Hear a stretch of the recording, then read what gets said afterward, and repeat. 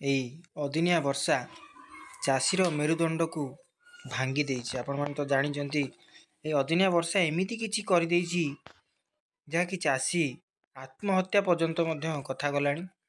ଯାହାକି ଏତେ ବଢ଼ିଆ ଫସଲ ଏ ବର୍ଷ ହୋଇଥିଲା, ଯାହା କହନ୍ତି ଭଗବାନ ସହିଲେ ନାହିଁ ସେ ଫସଲକୁ ନଷ୍ଟ କରିଦେଇଛି ଏଇ ଅଦିନିଆ ବର୍ଷା। ଯାହାକି ଶ୍ରାବଣ ମାସରେ ନ ହୋଇ ପୁଷୁ ମାସରେ ଧାରା ଶ୍ରାବଣ ଭଳି 2ରୁ 3 ଦିନ ପର୍ଯ୍ୟନ୍ତ ଲଗାତାର ଯେଉଁ 2-3 ଥର ହେଇଯାଇଛି। ଆପଣମାନେ ତ ଜାଣିଥିବେ ଧାନର ଫସଲର କିଭଳି ହାଲ ହେଇଛି। ଆଉ ବହୁତ ଦୁଃଖ ଲାଗୁଛି କହିବାକୁ, ଯେହେତୁ ମୁଁ ବି ଗୋଟେ ଚାଷୀ ପରିବାରରୁ ଆସିଛି। ତ ଆପଣମାନଙ୍କୁ କିଛି କଥା, କିଛି ତଥ୍ୟ ଦେବାକୁ ମୁଁ ଚାହୁଁଛି, ଯେଉଁ ତଥ୍ୟ ଆପଣମାନେ ମଧ୍ୟ ଜାଣିଲେ ନିଶ୍ଚୟ ଭାବରେ ଆପଣମାନଙ୍କର ଉପକାରରେ ଲାଗିବ। ତ କିଛି ବି ମୁଁ ଯାହା ବି କହିବି ସେଇଟା ମୋ ଚାଷୀ ଭାଇଙ୍କର ହିତ ପାଇଁ କହିବି। ତ ନିଶ୍ଚୟ ଭାବରେ ଯଦି ଚାଷୀ ଭାଇ ମୋର ଦେଖୁଥିବେ, କୌଣସି ମୋର ଚାଷୀ ଭାଇ ଯୁବ ଚାଷୀ ହୁଅନ୍ତୁ କିମ୍ବା ଆବାଳ ବୃଦ୍ଧ ବନିତା, ତ ନିଶ୍ଚୟ ମୁଁ କହି ରଖୁଛି ମୋ ପୋର୍ଟାଲକୁ ଆପଣମାନଙ୍କୁ ସ୍ୱାଗତ କରୁଛି। ଆଉ ଯଦି କିଏ ନୂଆ ଦେଖୁଛନ୍ତି ମୋ ଚ୍ୟାନେଲକୁ ନିଶ୍ଚୟ ଭାବରେ ସବସ୍କ୍ରାଇବ୍ କରିଦିଅନ୍ତୁ। ଆଉ ଲାଇକ୍ କରନ୍ତୁ, ଆଉ କମେଣ୍ଟ କରି ମୋତେ ଜଣାନ୍ତୁ ଆପଣମାନଙ୍କର ଅଞ୍ଚଳର, ଆପଣମାନଙ୍କର ବ୍ଲକର, ଆପଣମାନଙ୍କର ଅଞ୍ଚଳର କ'ଣ ପରିସ୍ଥିତି ଅଛି। ଆପଣମାନଙ୍କର ଯେଉଁ ଧାନ ଗୁଡ଼ିକର ବର୍ତ୍ତମାନ ସୁଦ୍ଧା ଯେଉଁ ପାଣିରେ ପଡ଼ି ରହିଛି ତା'ର ସ୍ଥିତି କ'ଣ ଅଛି ନିଶ୍ଚୟ ଭାବରେ ଜଣେଇବି। କାରଣ ମୁଁ ବି ବହୁତ ଦୁଃଖ ଅନୁଭବ କରୁଛି, ଯେହେତୁ ଆମର ଏପଟେ ଧାନ ମୁଁ ଦେଖାଇ ଦେଉଛି ଏଠି ଫୁଟେଜ ମାଧ୍ୟମରେ, ଏ ପରିସ୍ଥିତି ପୁରା ଜଟିଳ ହୋଇପଡ଼ିଛି। ଚାଷୀଟିଏ କେତେ ଆଶା କରିଥିଲା, କେତେ ଚିନ୍ତା କରିଥିଲା, ଏଇ ବର୍ଷ ଧାନ ଏତେ ବଢ଼ିଆ ହେଇଛି, ଭଗବାନ ସହିଲେ ନିଶ୍ଚୟ ଭାବରେ ଯଦି ଘରକୁ ଧାନଟି ଆସେ ତ ମୁଁ କିଛି ନା କିଛି କରିବି। କିଏ ଚାହିଁଥିଲା ପୁଅର ପାଠ ପଢ଼ିବ, କିଏ ଚାହିଁଥିଲା ଝିଅର ବିବାହର କରିବ, କିଏ ଚାହିଁଥିଲା ବାପା ମାଆକୁ ତୀର୍ଥ ନେଇକି ଯିବ, କିଏ ଚାହିଁଥିଲା କିଏ ଅନ୍ୟ କରିବ, କିଏ ଚାହିଁଥିଲା ଘର କରିବ। ତ ଏଇଭଳି ଭାବରେ ସମସ୍ତଙ୍କର ମନରେ ଆଶା ଥିଲା। ଯେଉଁ ଆଶାଟି ଏଇ ଅଦିନିଆ ବର୍ଷା ଭାଙ୍ଗି ଦେଇଛି। ଆଉ ଚାଷୀର ମେରୁଦଣ୍ଡକୁ ସେ ଏକ ଶକ୍ତ ପାହାର ଦେଇଛି। ଯାହାକି ଅମଳ ଧାନ ଯେତେବେଳେ ଅମଳ ସମୟ ଧାନ ଏତେ ବଢ଼ିଆ ହେଇଥିଲା, ଦେଖେଇକି ମଣିଷ ପାଖରୁ ନେଇଯାଉଛି। ଭଗବାନ ଏମିତି ଏକ ନିଷ୍ଠୁର ହୋଇଯାଇଛନ୍ତି ଯେ ଛାଡ଼, ସେ ତ ଯାହା ହେଇଯାଇଛି ତାକୁ ତ ଆଉ କେହି ଫେରେଇ ପାରିବେନି। ତ ମୁଁ ଆପଣମାନଙ୍କୁ କହିବାର କଥା,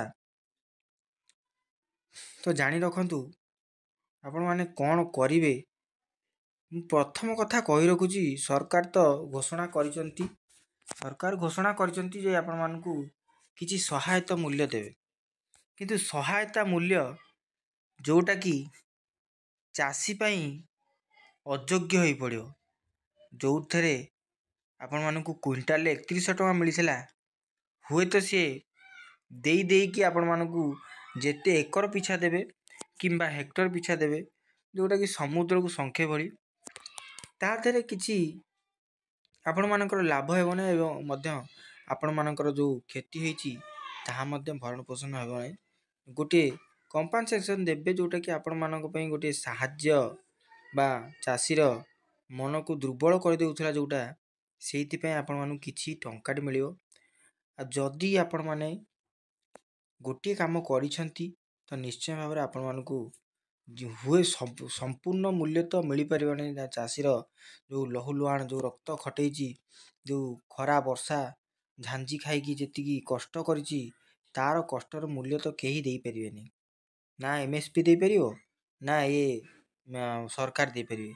ତେଣୁକରି ଯେତିକି ବି ତାକୁ ମିଳିଥାନ୍ତା ତା ପାଇଁ ସଫିସିଏଣ୍ଟ ହୋଇଥାନ୍ତା ବୋଲି ସେ ଭାବି ବସିଥିଲା, ଯେଉଁଟାକି ଏ ବର୍ଷର ଧାନ ବିକ୍ରି ପ୍ରକ୍ରିୟାରେ ସାମିଲ ହେଇଥିଲେ। କିନ୍ତୁ ତାହା ଭଗବାନ କରିଦେଲେନି। ଯାହା ହଉ, ଆପଣମାନଙ୍କୁ ଏତିକି ଅନୁରୋଧ, ଯଦି ଆପଣମାନେ ଫସଲ ବୀମା କରିଛନ୍ତି ତ ନିଶ୍ଚୟ ଭାବରେ 31 ଡିସେମ୍ବର ମଧ୍ୟରେ ଆପଣମାନେ ଯେଉଁଠି ବି କରିଛନ୍ତି, ଆପଣମାନଙ୍କୁ ଯେଉଁ ଆଇଡ଼ିଟି ଦିଆହେଇଥିବ, ଯେଉଁ ନମ୍ବରଟି ଆପଣମାନେ ପାଇଥିବେ, ତ ନିଶ୍ଚୟ ଭାବରେ ଯାଇକି ଆପଣମାନେ କ'ଣ କରନ୍ତୁ ନା ଜନସେବା କେନ୍ଦ୍ରରେ ଆପଣମାନେ ତାକୁ କ୍ଲେମ୍ କରନ୍ତୁ।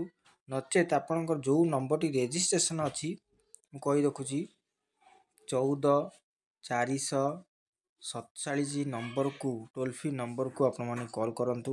ଏଇଟା ହେଲା toll free number. Toll free ନମ୍ବରରେ ଆପଣମାନେ କଲ୍ କଲେ এই ଯେଉଁ ଟୋଲ୍ ଫ୍ରି ନମ୍ବରଟି ଆପଣମାନଙ୍କୁ କହିଲି ନିଶ୍ଚୟ ଭାବରେ ଟୋଲ୍ ଫ୍ରିରେ କଲ୍ କରି ଆପଣମାନଙ୍କର କଞ୍ଜ୍ୟୁମର ନମ୍ବର ଆପଣଙ୍କର ଯେଉଁ ଆପ୍ଲିକେସନ୍ ନମ୍ବରଟି ଦିଆହେଇଥିଲା ତାକୁ ଦେଲେ ସେମାନେ କ୍ଲେମ୍ କରିବେ।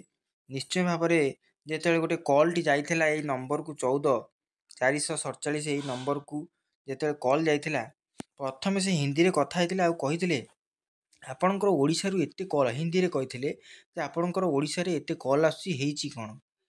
ତ ପରବର୍ତ୍ତୀ ସମୟରେ ଆମେ ବୁଝେଇଥିଲୁ ଯେ ଆକ୍ଚୁଆଲି ଏଇଭଳି ପ୍ରୋଗ୍ରାମ ଏଇଭଳି ପ୍ରୋସେସଟି ହେଇଛି, ଏଇଭଳି ବର୍ଷା ଅଦିନିଆ ବର୍ଷା ଯେଉଁଟାକି କ୍ଷୟକ୍ଷତି କରିଛି। ବର୍ତ୍ତମାନ ଇନ୍ସୁରାନ୍ସ କମ୍ପାନୀ ଉପରେ ମଧ୍ୟ ଚଡ଼କ ପଡ଼ିଲାଣି ଯେ ଯଦି ଲକ୍ଷାଧିକ ଚାଷୀଙ୍କର ଏଭଳି ହେଇଛି ତ କେତେ ଟଙ୍କା ଆମେ ଦେବୁ। ଆମେ ତ 10 ଟଙ୍କା 20 ଟଙ୍କା ଜିରୋ କରିକି ଏମିତି ଇନ୍ସୁରାନ୍ସ କରାଯାଇଥିଲା, ତ ବର୍ତ୍ତମାନ କରାଯିବ କ'ଣ। ସେ ଯାହା ବି ହେଉ ତ ଯେହେତୁ ଇନ୍ସୁରାନ୍ସ ହେଇଛି ଇନ୍ସୁରାନ୍ସ କମ୍ପାନୀରେ ଯେହେତୁ କରିଛନ୍ତି ନିଶ୍ଚୟ ଭାବରେ ସେ କିଛି ଆପଣମାନଙ୍କୁ ଫୁଲଫିଲ୍ କରିବେ। ତ ମୁଁ ତ କହିପାରୁନି 100% ଦେବେ ବୋଲି, ତ କିଛି ଆପଣଙ୍କୁ ଦେବେ ଯେଉଁଟାକି ଚାଷୀ ହତାଶ ନ ହେବା ପାଇଁ। ଆଉ କିଛି ଚାଷୀ ଏଭଳି ପରିସ୍ଥିତି ହେଇଯାଇଛି ଯେଉଁଟାକି ପିପିଲିରେ ଦେଖିଥିବେ ଚାଷୀ ଯେତେବେଳେ ବିଲକୁ ଯାଇଛନ୍ତି ସେ ବିଲରେ ଧାନ କେଣ୍ଡାକୁ ଧରି ତାଙ୍କର ହାର୍ଟ ଆଟାକ୍ ହେଇଛି ମୃତ୍ୟୁବରଣ କରିଛନ୍ତି। ଆଉ ଜଣେ ଚାଷୀ ଧାନକୁ ଦେଖିକି ମାନେ ସହ୍ୟ ନ କରିପାରି ଆତ୍ମହତ୍ୟା କରିଦେଇଛନ୍ତି।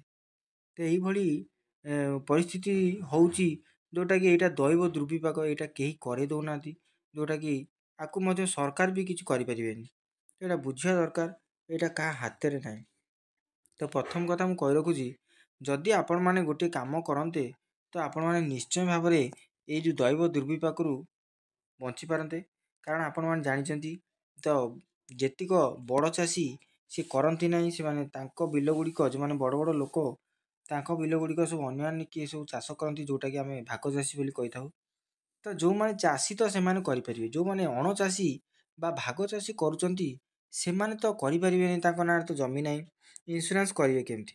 ତ ଆପଣମାନଙ୍କୁ ନିଶ୍ଚୟ ଅନୁରୋଧ ଗୋଟିଏ କାମ କରିବେ, ଯେତେବେଳେ ଜମି ଚାଷ କରୁଛନ୍ତି ଯେଉଁ ମାଲିକର ଚାଷ କରୁଛନ୍ତି ଭାଗ ଚାଷୀ ଉପରେ ଯେଉଁଟା କରୁଛନ୍ତି ତାଙ୍କୁ ପ୍ରଥମେ ଏଇ ଉପଦେଶ ଦେବେ ଦେଖନ୍ତୁ ପ୍ରତିବର୍ଷ ଏଭଳି କିଛି ନା କିଛି ହେଉଛି ଯେଉଁଟାକି ଆପଣମାନେ ଜାଣିଛନ୍ତି କି ନାହିଁ ସେ କଥା କହି ହେଉନି, କିନ୍ତୁ ଜାଣନ୍ତୁ ଏ ବର୍ଷ ଧାନ ଏଇଭଳି ପରିସ୍ଥିତି ଖରାପ ଯେଉଁଟାକି ବିକିବା ଯୋଗ୍ୟ ନାହାନ୍ତି। ସରକାର ଯଦି ଦୟା କରନ୍ତି ତାହେଲେ ଏଇଟା ବିକ୍ରି ହେବ। କିନ୍ତୁ ଆପଣ ଗୋଟେ କାମ କରିବେ, ଏଇ ଯେଉଁ ଜମି ଉପରେ ଆମେ ଚାଷ କରୁଛୁ ଆପଣ ସେଇ ଜମିକୁ ଇନ୍ସୁରାନ୍ସ କରନ୍ତୁ, ଯେଉଁଟାକି ଆମେ ସେ ପଇସା ଦେବୁ। ଆଉ ପରବର୍ତ୍ତୀ ସମୟରେ ଆପଣମାନେ ମଧ୍ୟ ଯଦି କିଛି କ୍ଷତି ହେଲା କ୍ଲେମ୍ ଆପଣମାନଙ୍କ ଦ୍ୱାରା କରିବେ, ଆଉ ଯାହାଫଳରେ ଆମେମାନେ ଉପକୃତ ହେବୁ। ଆଉ ଚାଷୀର ଯେଉଁ ମେରୁଦଣ୍ଡ ଭାଙ୍ଗି ଯାଉଛି ଯେଉଁଟାକି ଚାଷୀର କିଛି ନାହିଁ ପ୍ରୁଫ୍ ନାହିଁ ବୋଲି ସେ ଚାଷ କରୁଛି ସେଇଟା ମଧ୍ୟ ହେଇପାରିବ। ଆଉ ଆପଣ ବି ଜାଣିପାରିବେ ଆମେ ଧାନ କରୁଛୁ କି ନାହିଁ, ଆଉ ଚାଷୀ ମଧ୍ୟ ଉପକୃତ ହେବେ। ତ ଏତିକି ହେଉଛି ମୋର ଅଭିଯୋଗ, ଏତିକି ବିନତି ଆପଣମାନଙ୍କ ପାଖରେ। ଏ ଯେଉଁ ଚାଷୀ ଫସଲ ନଷ୍ଟ ହେଉଛି ନିଶ୍ଚୟ ଭାବରେ ସରକାର କହୁଛନ୍ତି ତ ମୁଁ କମ୍ ପଇସାରେ କରିଦେବା ପାଇଁ, ନିଶ୍ଚୟ ଭାବରେ ଆପଣମାନେ ଚାଷୀକୁ ଯେଉଁ ଆମର ମାଲିକମାନେ ଅଛନ୍ତି ତାଙ୍କୁ କୁହନ୍ତୁ ଏବଂ କହିଲା ପରେ ସେ ନିଶ୍ଚୟ ଭାବରେ ଗୋଟେ ଇନ୍ସୁରାନ୍ସ ଜୁଲାଇ ମାସରେ ଆରମ୍ଭ ହେଉଛି, ଜୁଲାଇ ଅଗଷ୍ଟ ମାସରେ ଆରମ୍ଭ ହେଉଛି ଏବଂ ଡିସେମ୍ବର ମାସରେ ତା'ର କ୍ଲେମ୍ କରିବାକୁ ସେ କହିଛନ୍ତି। ତ ଆପଣ ନିଶ୍ଚୟ ଭାବରେ ଯେତେବେଳେ ଧାନ ଅନଲାଇନ୍ କରୁଛନ୍ତି ଫାର୍ମର ରେଜିଷ୍ଟ୍ରେସନ୍ କରୁଛନ୍ତି ଧାନ ବିକ୍ରି କରିବା ପାଇଁ ସେହି ସମୟ ପୂର୍ବରୁ ଆପଣମାନେ କରି ରଖନ୍ତୁ। ଯଦି ସୋସାଇଟିରେ ମଧ୍ୟ ଲୋନ୍ ନେଇଛନ୍ତି ସେମାନେ ମଧ୍ୟ ଆପଣଙ୍କର KCC ଥିଲେ ସେମାନେ ମଧ୍ୟ କରିପାରୁଛନ୍ତି। ତ ନିଶ୍ଚୟ ଭାବରେ ମୁଁ ଏତିକି କହି ରଖୁଛି ଏଇ ଯେଉଁ ଦୈବ ଦୁର୍ବିପାକରୁ ବଞ୍ଚିବାକୁ ହେଲେ ଆପଣମାନେ ଫସଲ ବୀମା ଯୋଜନାରେ ଆପଣମାନଙ୍କ ଜମିକୁ ପଞ୍ଜୀକୃତ କରନ୍ତୁ। ଆଉ ଜାନୁଆରୀ ମାସରୁ ଆପଣମାନେ ତ ଜାଣିଛନ୍ତି ଚାଷୀ ଏବଂ ଚାଷ ସମ୍ପର୍କୀୟ ଯେକୌଣସି ଚାଷ କରନ୍ତି ଆପଣ, ଯଦି ଆପଣଙ୍କ ନିଜର ଜମି ଅଛି ତ ନିଶ୍ଚୟ ଭାବରେ ଗୋଟେ କୃଷକ ID ଦରକାର ହେବ, ଯେଉଁଟା 14 ଟିକିଆ ID ଦରକାର ହେବ। ସେଇଟା ପରବର୍ତ୍ତୀ ସମୟରେ ମୁଁ ନୂଆ ଭିଡ଼ିଓ ବନେଇଛି ଆପଣମାନେ ଦେଖିବେ।